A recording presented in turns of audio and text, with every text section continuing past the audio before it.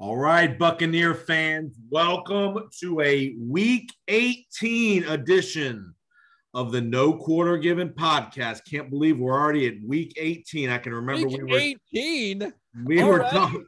Geez, I remember we were previewing the Cowboys game on the Thursday night, heading into Week 1. But we are here, Mr. Peter Blake. Week 18, Buccaneers escape the Meadowlands in MetLife Stadium 28-24. Only if that was the only drama in the game. If that was the headliner, that'd be one thing. But we have got some AB versus BA mania going on throughout the Tampa Bay area and the organization. Welcome to the podcast, Peter Blake. Yeah, meltdown at MetLife, meltdown at the Meadowlands with something that I've never seen in my life of watching football over 30 years. I've never seen a grown man run off. And I didn't have the sound on. Here's the thing. I was watching it with a buddy who had the NFL ticket. I thought they were, going back to the pre-show showing Brown running without a shirt. No, this was happening live. He decided to get off the sideline, run off the sideline, take his shoulder pads off, take his shirt off, throw it in the audience, throw his gloves away, and quit on the Tampa Bay Buccaneers mid-game as they're losing to the New York Jets. You can't make this stuff up. And then, of course, as we're recording it tonight, there's a statement that comes out saying in so many words, the Bucs made me play through injury. So I don't know what to think at this juncture. I've just never seen anything like this before. Yeah, we'll get into some of the nuts and bolts of this whole AB situation here in a few minutes. Obviously reflecting on the game, the Buccaneers came out pretty lackluster there that first half, down 17-10. They didn't play terrible. They didn't turn the ball over. They had one interception Brady threw, but the defense just struggled to get them off the field, down 24-10 third quarter. Then the AB stuff happens. They get a little closer, and then in the end, you have a huge decision by Robert Saleh, kind of similar to the Washington game where the Jets drove the ball down the field, ate up a bunch of the clock, and you had the moment of truth late in the game with about 2:15, 2:18 left in the fourth quarter. Yeah. 4th and 2 from the Buccaneer, I think it was 7 or 8 yard line. The New York Jets run a quarterback sneak on 4th and 2. And there's a lot of dispute. Did Zach Wilson run the right play? Did he audible? Did he do something on his own and not run sound like they were trying to run a jet sweep to Barrios potentially? They don't make it. He gets about a half a yard on 4th and 2. Joe Tryon-Shoyinka with the big kind of the finishing play, the defensive tackles, Vita Vea, McClendon, Golston do their job. And then our boy Tommy Brady, no timeouts, goes 93 yards, capped off by Cyril Grayson with the great catch down the sideline, 15 seconds to go, and the Bucs go to the winner's circle 28-24. Yeah, amazing. And there was a communication breakdown because you read Saleh was supposed to have his offensive coordinator, Mike LaFleur, call a end around to Barrios, and it didn't happen that way. So you give the ball back to Tom Brady. It goes 93 yards, and Cyril Grayson, who has been just lights out here these last couple of weeks, but really stepping up in AB's absence. Yep. And here's a kid who has never played college football before, getting his opportunity and taking the most of it. And on top of it, the night time that Tom Brady has done this in the fourth quarter and in overtime versus the New York Jets. And now, Jason Powers, he's 28-9 lifetime versus the Jets. I would say Jets fans and the Jets organization pretty much hate Tom Brady, but you could probably say that Tom Brady owns the New York Jets, much like Aaron Rodgers owns the Chicago Bears. No doubt about it. I thought in real time, this is just me. I was in real time at Ducky's watching the game. I thought the Jets should have kicked the field goal at 4th and 2. You guarantee you're up 7 points. You've done a pretty good job shutting down the Buccaneers there in the second half throughout the game. We weren't struggling to move the ball, but it was methodical. I thought they should have kicked the field goal. That would have guaranteed overtime at worst. They don't. Obviously, they run the sneak, and then Brady does this thing. And give Grayson credit. Tyler Johnson with a couple big catches on that drive. Not a lot of Mike Evans. he played in the game, which surprised me that he played. You know, he caught a touchdown, had minimal catches, I think maybe 4 catches for like 45, 47 yards, something like that. Wasn't a big factor on the last drive. He really showed Brady that he's got trust in Cyril Grayson. Grayson's a track guy from LSU. He's been a guy BA's talked about. He's been the most improved guy on the roster the last 2 years. He came out and really praised his work ethic and his ability to learn how to run routes and all that kind of stuff. And I think Brady's trusting him. I think Brady trusts him now. There's no doubt about it that he trusts Cyril Grayson. And with the Antonio Brown situation, Grayson could be is probably going to be your new number 3 receiver. No, I'll take it. I'll take it at this point because Mike Evans is still banged up, only about 54 yards away from 1,000, which would be 8 consecutive seasons, Jason, that he's had 1,000 yards receiving. But you talk about Grayson, 6 catches, 81 yards. He has that speed threat. We saw it this year versus the Saints. I told you, Rob Gronkowski would be back, 7 catches for 115 yards. And, you know, to me, the matchup absolutely was there for the tight end because the Jets do a terrible job of defending a tight end. Gronk was a little bit down the last couple of games, and he really was effective. Brake caught the 4th down touchdown on about the 6-yard line. They went for it, 4th and goal from like the 5 or 6. Yeah. They hit Brake again. Not that O.J. Howard needs to be a major factor, but I was expecting him to get some catches. But again, O.J. it just might be one of those years for O.J. where he's going to be the blocking guy, where Brate and Gronk are going to get the catches. And again, they may be, who knows, they might be saving O.J. Howard for the playoffs. You never know. I know, Jason, I don't think he's 100% healthy. I mean, he's got an Achilles injury at that point. He hasn't been able to fully recover. Not a lot of burst. Right. He may not mentally may not have recovered from it. Physically, he's may not recovered from it. You know, they haven't said anything. They like him when he's blocking. So if Brady and Gronk are doing it, but at the end of the day, you lose Brown. Of course, you don't have Godwin now. So you're going to have to change up your offense. And it doesn't help with the victim of an injury and a Ronald Jones going out with an ankle injury. Hopefully he can play Sunday versus Carolina. And then on top of that, you have Keyshawn Vaughn who went out with ribs. So it's Le'Veon Bell time. And Bell did show up, you know, in some moments there with the screen pass, of course, the 2-point conversion. Yeah, he's been there before. He's done it. Let's see what he can do if these guys are not healthy. And you hope that eventually the Bucs, who have been snake bitten by injuries all year long, can get healthy on both sides of the ball. That's what it comes down to. It's like we are with this team. And you and I talked when we did the pregame show a couple of weeks back. I thought it 2 or 3 weeks down the road, i.e. last Sunday, Bell would be a guy that he would be relied on 3rd down. And you saw some couple catches. He was in the game bunch in 2 minutes and all that stuff at the end of the game. Obviously a little bit due to injury, but he was the 3rd down guy. And I think that's where he can be a factor. He's not going to be a 25 carry a game guy unless there's nobody else left. I heard a report today that there's some optimism with Leonard Fournette that might be ready in 2 weeks for the playoff game.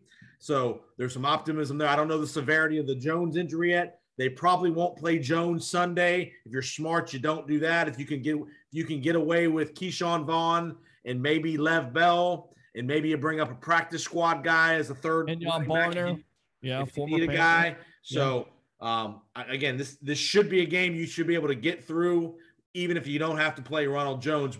And the other part of this game was 2 of our DBs, Murphy Bunning and Jamel Dean, had to fly up Sunday morning, and there were some pilot issues on a private plane. The pilot had COVID. They had to get diverted to Canada. They didn't get to New York until like 11:30, so they didn't get to the stadium until after, basically right before kickoff.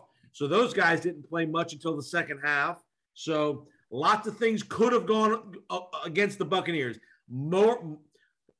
28 out of 32 teams in that league would have lost that game Sunday, down 14 points with all the adversity, with the Antonio Brown situation happening real time. Give Tom Brady and the Bucs credit. They got it done. They're still in the hunt now for the 2 seed. Right now, they're the number 3 seed with Arizona. With Dallas losing over the weekend, so you've moved up 1 more spot. You got a very winnable game this week, and you got another chance to get the number 2 seed because the Rams are playing the 49ers, who are in a must-win situation. So the Rams not lose to the 49ers, the Bucs win. The Bucs are the 2 seed. Yeah, I mean, is it going to be Jimmy Garoppolo or Trey Lance that's going to be the starter for the 49ers? They have a 4-game win streak versus the Rams, so hopefully the Rams can lose. Bucs get 2. They get to that number 2 seed. You're guaranteed 2 home games at that point. But Brady, boy, oh boy, is he not the ageless wonder? I mean, 34 for 50, 410, 3 touchdowns, and the final touchdown, the 33-yarder to Grayson, is his 40th of the year, Jason Powers. He still has another game, and he's 44 years old. And I keep on putting this out there. He is the MVP of the league. I don't care about Aaron Rodgers. I get it. But if you don't have Tom Brady and what Brady is doing right now at his age, to me, he is the most valuable player, not only for the Bucs, but for any team. Right now, he is the MVP. Do you agree or not? He's probably not going to win it, I don't think. But you could definitely make the argument, given his age, given the injuries he's had to deal with the last 6 weeks or so, 4 or 5 weeks. Yeah. I mean, the lack of a consistent running game, you could definitely make the argument Tom Brady is the MVP of the National Football League at 44 years old. There's no doubt about it. To me, it's a slam dunk. I don't understand how you can't give it to him. I mean, I get it. Everybody wants to give it to Aaron Rodgers, the number 1 seed. He gave it to Aaron Rodgers last year, and good. Give it to Aaron Rodgers again, so the Bucs can go up there on the NFC Championship and he'll have some more. He'll have another chip on the shoulder on old Tom Brady. If they get a chance to go to Lambeau and stick it to Aaron Rodgers and the Packers one more time. All right, let's get to. You're listening to the Powers on Sports. Wrong podcast. Sorry. No Quarter Given podcast, powered by BuckPower.com. Our buddy Paul Stewart. Go to BuckPower.com for all of your Buccaneer factoids, video clips, audio, stats, season, everything. Every year, every game, BuckPower.com. We have an awesome guest coming up, Peter. You and I had the pleasure of interviewing Buccaneer legend Martin Gramatica. And you're going to hear that interview after here in a few minutes at the end of this podcast. When we're done talking, you're going to hear an extensive interview with Martin Gramatica. You and I both thoroughly enjoyed meeting Martin. That was the first time we'd both met him. What a job he did as a player, and he did a great job in the interview. Absolutely. A lot of great insight from a former Tampa Bay Buccaneer who made a lot of big kicks down the stretch. So great interview. We talked Super Bowl year. We talked 9/11. We talked Dungy and Gruden. We talked his career, lots of things. So stay tuned, Buccaneer fans. You're going to love the interview. Again, you can check it out on this podcast. You can see the video interview on my Powers on Sports YouTube channel. The video interview will be posted there as well. We recorded this on Wednesday night. That will be up on Wednesday night as well. But Buccaneer fans, it's a great interview. We talk Martin, and we'll talk about this in the interview as well. He does the Spanish broadcast of the Buccaneer game. So we have our Spanish audience that listens to this podcast and others. You can listen to an all Spanish broadcast of the Buccaneers. We want you to listen to Gene, Dave, and TJ, but if you want to listen to some Spanish, you can listen to Martin on the broadcast as well. I know about 6 words of Spanish, so maybe I could understand a little bit of it, but most likely not. I'll probably stick with Gene, Dave, and TJ. Of course, Uncle TJ Reeves. That's right. There on the sideline witnessing what once again can be called the meltdown at the Meadowlands, meltdown at MetLife. I mean, again, going back to it, you saw this. Could you believe it? I was in Duckies, and when I saw him with the shirt off, the first thing I said to the guy next to me was, Arian sent him to the locker room. He must have, said something or done something. The interesting part to me was we didn't see this until later in the game. The video from the crowd of Mike Evans talking to Antonio before he took his stuff off. Hey, bro, don't do this, Antonio. And he talked to him like 3 different times he tried. And the 4th time you saw Evans just raise his arms up and walk away like nothing else I can do. And then Antonio rips off the shoulder pads, throws it, walks, throws the shirt and the gloves into the crowd, does the jumping jacks in the end zone, and heads to the locker room. Yeah, and again, what you hear, the rumors were that he got into Brady's space, he got into BA space. Again, those are just rumors at this point. Fans were watching this, and they were reporting this on Facebook, so take it for what it's worth. but there had to be some type of conversation between him and Brady because Brown actually unfollowed Brady on IG, which is Instagram out there. So I think the despicable thing. Our boy, the one thing I don't like is Tom Brady kind of played dumb in the post game. Well, I didn't know what was going on until after the game. I was focused on the game. Come on, Tom. We're not stupid, Tom. I love you, Tom. You're the best. You're the greatest. But don't play dumb on this situation. Well, and he said, AB needs some help. We love him, and let's be empathetic and stuff like that. Empathetic, I should say.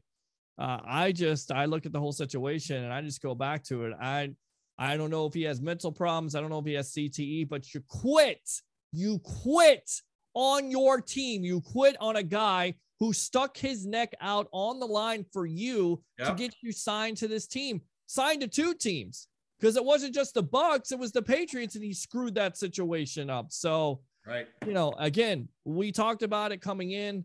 There was a statement tonight from Brown's lawyer saying in so many words, the Bucs knew about an injury. He's playing through an injury. And then, of course, I say, well, he didn't look really injured when he was running off the field. But people go, well, you can't do this. You got to cut. And he was on painkillers, blah, blah, blah. It's always something with this guy. That's what really pisses me off. Excuse my language, but it's one thing after the other with him. Peter, he caught 2 or 3 passes in the first half. Right. He wasn't limping. He wasn't, and I'm not saying he didn't tweak it at some point potentially, but he wasn't limping at all. No, he wasn't limping at all. And he was just coming off a week where he had 100 yards of receiving, he had 15 targets. And to me, what's more believable or plausible, Leo word, if you will, that would be Leo Haggard, the legend himself, is the fact of what Skip Bayless said on Undisputed on Fox Sports, is that he was upset because Brady was going to Gronk so many times and wasn't featuring him in the offense. So he got upset about it and was disinterested. That to me is more believable than him or the Bucs trying to force him to play through an injury, because we knew that Antonio Brown had an ankle injury. How many weeks and how many games has he missed besides the COVID fake vaccination card? How many weeks has he missed with this injury? 6 or 7 weeks. We knew he was, but he looked great last week. There was no signs that he had an injury. I mean, and again, not saying he couldn't have tweaked it. Sure. I mean, you could have tweaked something. I get it. But Bruce Arians wouldn't have told him to go back in the game if he was legitimately, if a trainer went up to Arians and said, hey, he tweaked his ankle, he's in bad shape. Arians isn't going to force him to go back in the game. No, not at all. And here's the thing, even though he didn't practice Thursday and Friday, that's just more precautionary at that point. I mean, that's how they treat their players. They don't force players to go back in.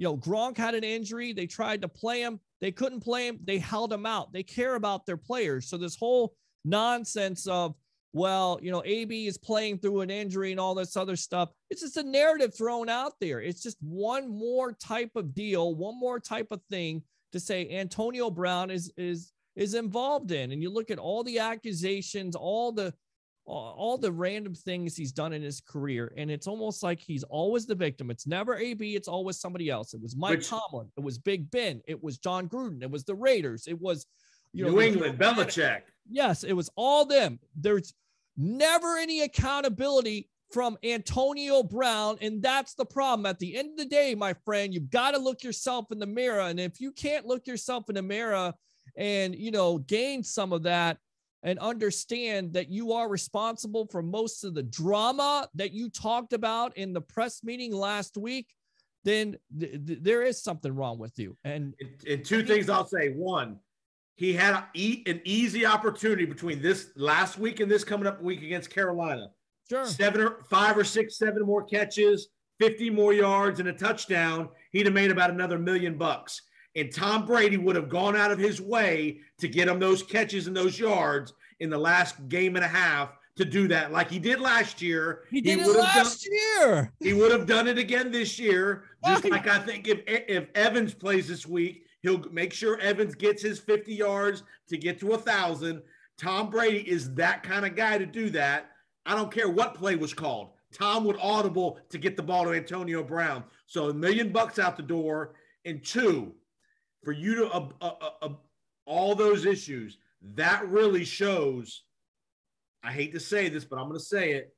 He's either bipolar, has a major issue with CT, or a combination of both, because that's well, he's a character kind of behavior. That's mental. That's a mental health issue. And I hope to God behind the scenes this week, whether it's Tom Brady, whether it's whoever his real friends are in that league, that those people are having some kind of intervention with that guy, with his agent, with his family, whatever, to get that guy some help, because I fear that he'll be dead within 2 years, 2 to 3 years, if he doesn't legitimately get some help. He'll either do something to himself, or he will do something to somebody that will cause himself to get shot, murdered, whatever, kind of like a Junior Seau situation that none of us really knew about. Right. But Antonio Brown was a ticking time bomb, and he went off on Sunday in New York. He really did. And, trying to get an Uber, and then after that, you're releasing a rap, the pit. Yeah, that's just. It seems like it's kind of like it was all done for a purpose. Like, I'm trying to get attention for this rap album or this rap single that I'm putting out there. What can I do? Oh, I'll quit my job. I'll quit on the Tampa Bay Buccaneers, who, by the way, have Tom Brady in New York. It makes too much sense.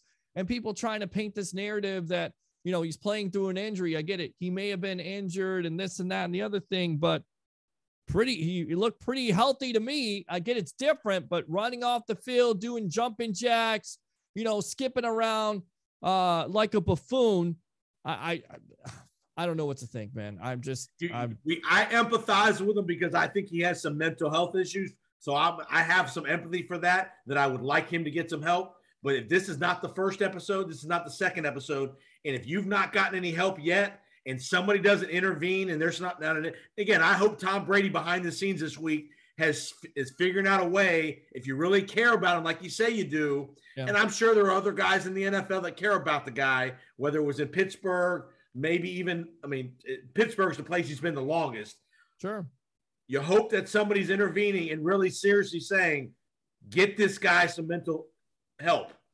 Well, yeah, and he's got to want it. He's got to want to take the help. He's going to want to do it for himself. And at the end of the day, I think you are who you are. He hasn't gotten the help ever since he went to all these teams, and he's supposed to be, the clear example and a guy that found himself, and different venue is supposed to have different results. And I'm not going to sit here and say he didn't help the Bucs, win the Super Bowl last year, because he was a big part of it. But also the Bucs took a chance on him. There was not a lot of teams out there that wanted him, and this is the reason why. And this is what you get, and it's disappointing because, look, the Bucs have had their fair share of injuries. Godwin's going to be out for the year. Evans is banged up. Fournette is banged up. So what a great opportunity for Brown to step up. And who steps up? Unknowns like a Tyler Johnson, unknowns like a Grayson. That's what you like to see. Those are team players, and that's what you need to turn the page and go forward, and hopefully a longer postseason, just like you had last year. Yeah. So let's focus on who is here, not necessarily who's not there. Remember, folks, the Bucs have not officially released him yet. I think they're going through some legal things to figure out what's the right way, whether it's conduct detrimental to not have to pay him.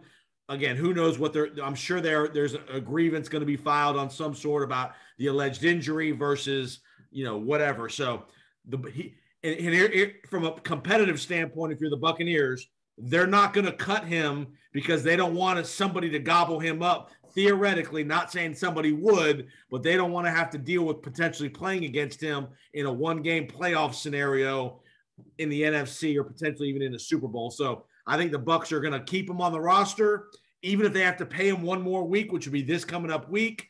They're going to pay him if they have to, or they're going to implore the conduct detrimental clause, which could potentially allow them to not pay him, put him on an exempt list of some sort, and deal with that later as far as the money. But they're not going to allow Antonio Brown to be a free agent and potentially go somewhere else in the playoff scenario.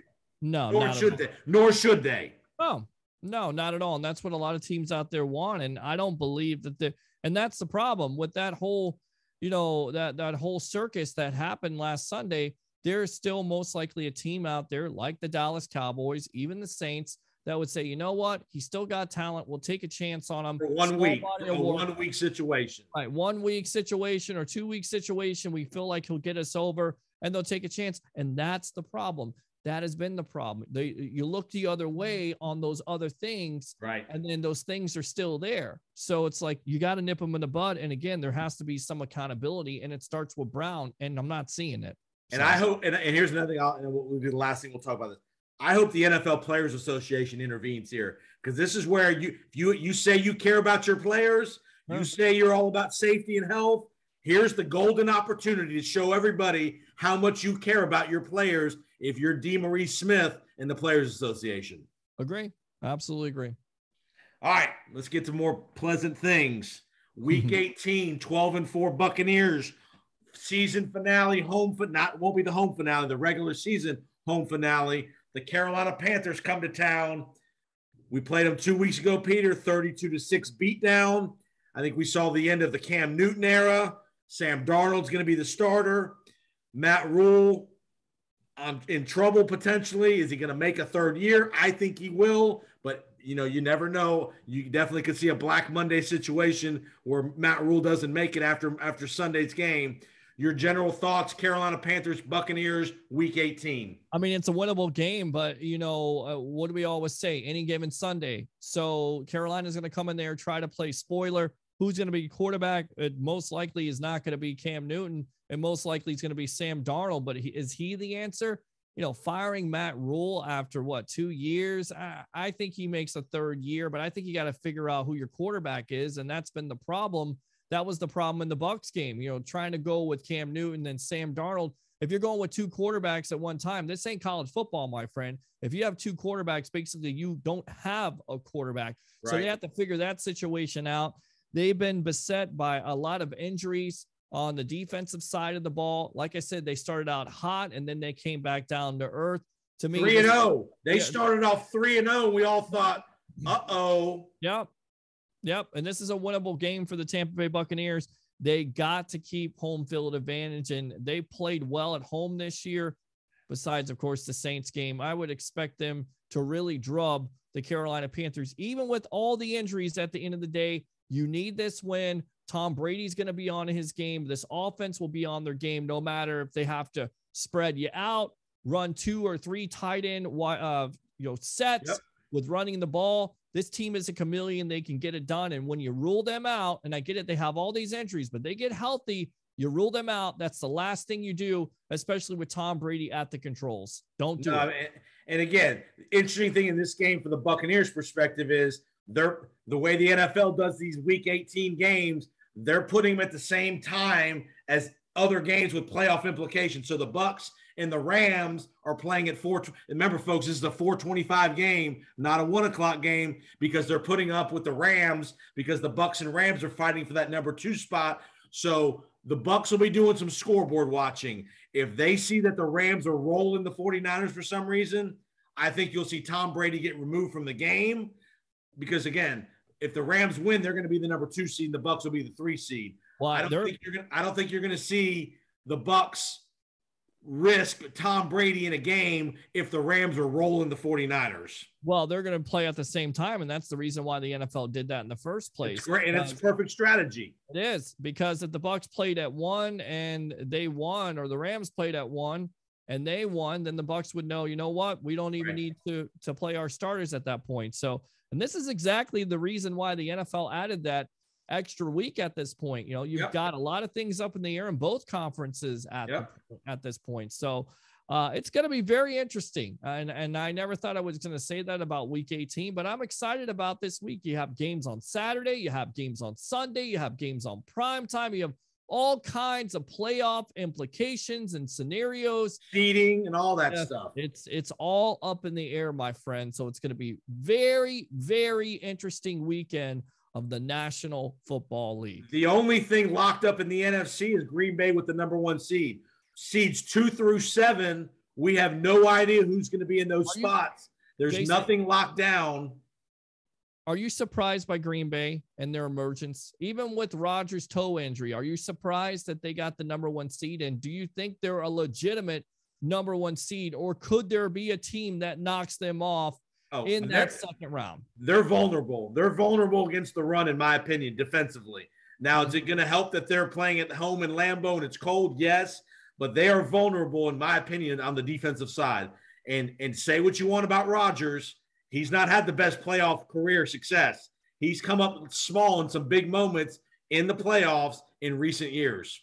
And I get it. He has a toe injury. You think the cold would affect him a little bit more because of that. I mean, a little bit achy. I know this because I'm an older guy. I got back problems. It's been getting cold here in the Bay Area, and I've been feeling some back pain. In fact, when I get off this broadcast, I'm probably going to put some heat on there or probably, take something because, the cold is not necessarily a best friend of somebody that's a little bit older quarterback, if you will. That's the reason why Brady's down here in Tampa Bay. So, and I think Green Bay wants no part of Tampa Bay coming to Lambeau a second time. I don't either. With what Brady did to them last year, and I know Rodgers didn't play great, and there was all the controversy about kicking the field goal at the end and all that stuff, but you don't want Tom Brady coming into your house in a playoff game. Even though we're depleted, I get it. Defensively, we've lost some guys, but when you still have number 12, you still got number 12. Yeah, you got number 12, and you just got to get healthy. You got to get both of your defensive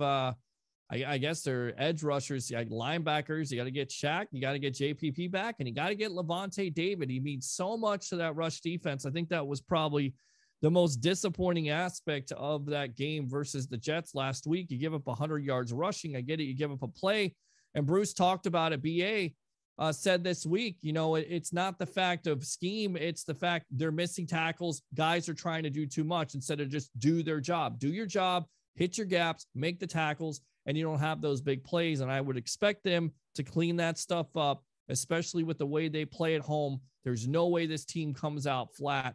I'm expecting a blowout over the Carolina Panthers. I don't know about you. I'm surprised the spread's only 8 points. I figured it'd be a 10 or 12 point spread. And a couple other things.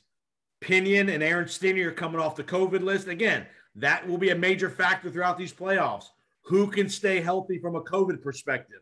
We've not seen a huge quarterback go on that list, especially a Brady or Rodgers, a Dak Prescott kind of guy. I mean, will one of these teams succumb to that? What team is disciplined enough to not go out at night during the week, to go home, to do what you got to do to stay healthy, to not be COVID positive, all those kind of things. It's more of a war of attrition than it's necessarily going to be skill on the field. And the Bucs have shown the propensity to stay healthy on the COVID front for the most part, especially at the key positions. Absolutely. And BA talked about it last year. He said, we got to beat this virus. You got to do it this year even more because it is widespread. Even though the conditions are a little bit mild, it's NFL protocols. If you're not vaccinated, it's longer than 10 days. If you are, it's 5 days, something along those lines. Right. So, guys got to figure out, and maybe it's a godsend that Brown isn't on this team because he's not very disciplined. And I'm surprised he didn't get COVID last year, although he was living in, I guess, Tom Brady's house at the time. So again, these guys, what's the priority? Do you want to win a Super Bowl? Do you want to have a chance to win a second Super Bowl in a row? Or do you want to go out? What's more important? Get all that out of the way. Hopefully they're vaccinated. But it's all about beating the virus. And there's even talk of them changing the Super Bowl location from LA to Dallas, something along those lines. Just have it here again. All right. So we both think the Bucs are going to win comfortably Sunday. Again, Buc fans, we will have a podcast next week for the playoff matchup. As long as the Buccaneers are in the playoffs, we will have another podcast previewing that matchup. Buccaneers are 18-24 all time against Carolina. We got to make it 19, Peter. Make it a Baker's dozen 13th win of the year, 13-4 potentially. And again, we could be anywhere from the 2 seed to the 4 seed, but we know we'll be hosting a playoff game wild card weekend in Tampa. Are we potentially a Sunday nighter? Maybe even a Monday nighter. Remember, folks, there's a Monday night wild card game on Monday Night Football on wild card weekend. I'll make a prediction. I feel like we're going to be in prime time on Monday night for some reason. It's Tom Brady, man. I mean, that's what it comes down to. It's either Sunday night or Monday night. So we're going to be right here for you for the No Quarter Given podcast, of course, on the buckpower.com meltdown.com podcast network. And remember, we got Martin Gramatica coming right up after. We're going to have a quick commercial here. When we're done talking, we'll do a quick commercial, and then you'll hear Martin Gramatica, Buccaneer legend kicker, talk about his career, how he got to the United States from Argentina, how he got to Kansas State, the stress of being a third-round draft pick as a kicker, playing with Brooks, Sapp, and all those guys, the Super Bowl team. You're going to enjoy the interview. Remember, video interview, you can go to YouTube, my YouTube channel, Powers on Sports Podcast. Obviously, you'll be able to listen to the audio here. And again, Martin Gramatica, we're going to talk about a Carolina game, a famous Carolina game that he was electric in. It was the difference in a Carolina game back in 2002 as well. So for Peter Blake, I'm Jason Powers. Regular season getting ready to be in the books. 13-4, Peter, on the horizon. Let's go Bucs. Remember, buckpower.com. Paul Stewart, thank you. TJ Reeves, thank you. Martin Gramatica, thank you. And we'll see you for our playoff edition of the No Quarter Given podcast. See you next week, folks. Go Bucs!